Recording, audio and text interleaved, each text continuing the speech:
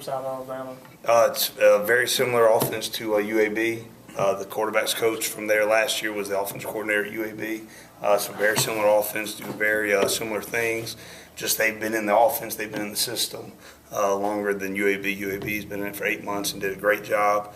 And, we expect a big challenge Saturday. What did you see from the, I guess, maybe coverage breakdowns that allowed to so many passing yards for UAB? Yeah, well, last week, the big focus, they had run for 330 yards the week before.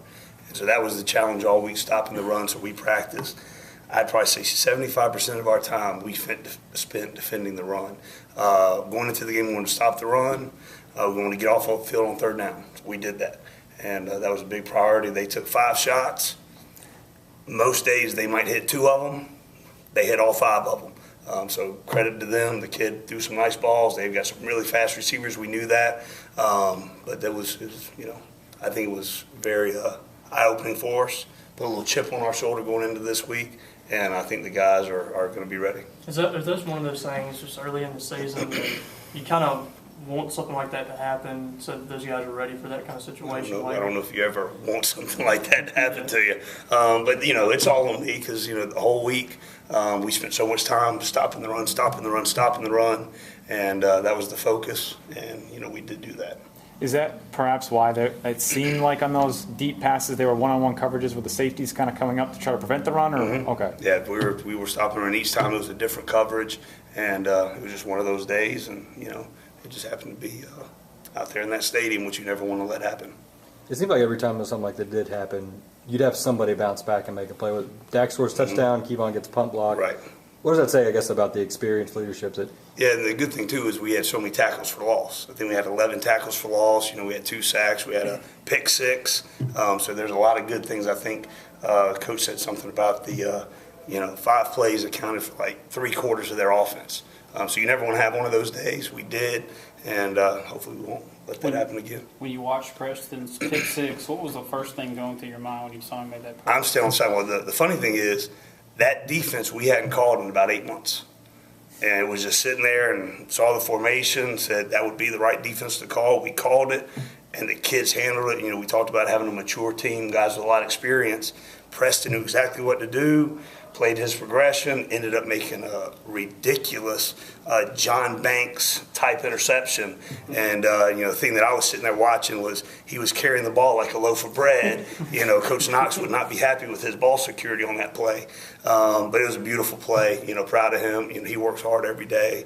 For him to have 2 plays in back-to-back weeks of that big time of nature, I think that shows that, he's getting ready to do some even bigger things for the season. I think his last 3 games, Liberty Bowl, defensive player of the Right. game, and then back-to-back defensive lineman of the week in the SEC. Just talk about his progression in the last 2 years or so. Yeah, he's played since he was a baby here.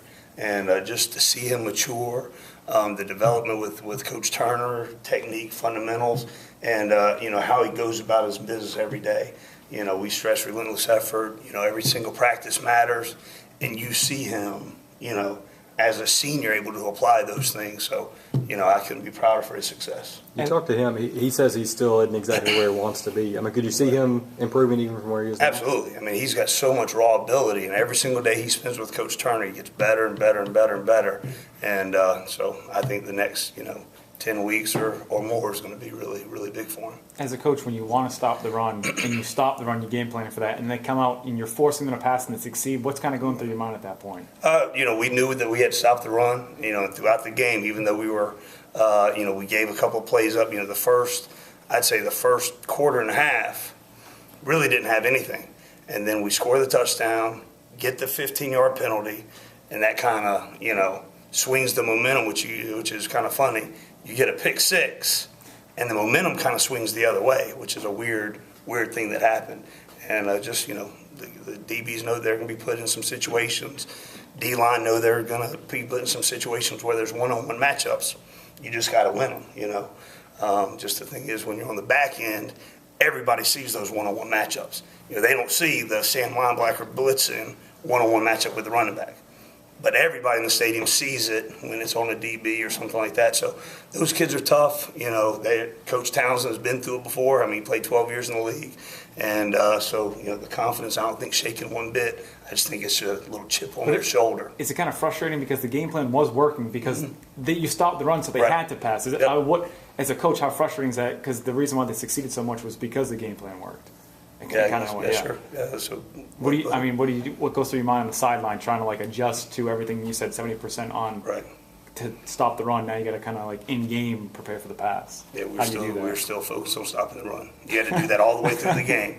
And, you know, the whole thing, you know, as we go through the game plan and sideline adjustments, you try to move stress around.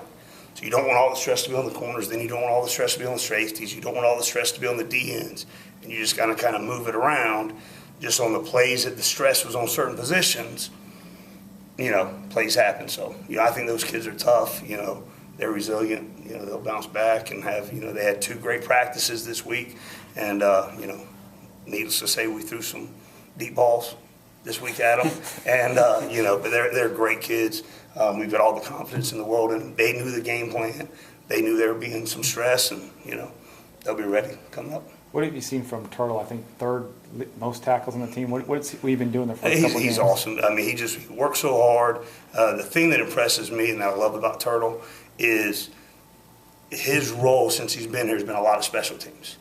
And he put on an absolute show on Saturday on special teams. The sad thing about it is people don't get to see what he does on those plays. But, I mean, on kickoff return, on punt return, on punt, I mean, just goes about his business.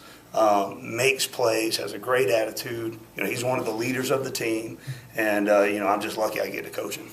Is it just tackling on special teams, or is it staying? No, in his line? he played. I think he played about 26 plays at linebacker and played at a high level. You know, the thing that he does. You know, we put a lot on our Will backer.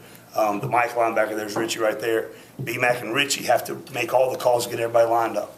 But then all the little tweaks and little adjustments, you know, we put on the Sam and the Willie backer. And Turtle does a phenomenal job with all that. Brandon Bridge had a long touchdown run a few years ago here. You know, what have you seen out of him on film? He's a tall, athletic kid. You know, he throws the ball really well. And, you know, it looks like, you know, the way the offense is run, it flows through him. And, you know, I wasn't here, you know, when he was at Alcorn State playing.